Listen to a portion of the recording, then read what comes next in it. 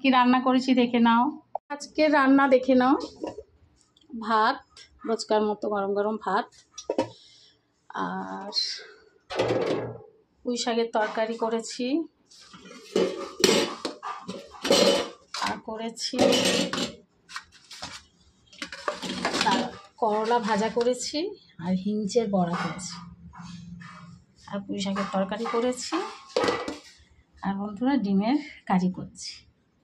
আজকে ডিমের কারিতে দই দিইনি, মাখা মাখা করে করেছি, আমরা দুজনেই খাবো, এই করেছি আজকে।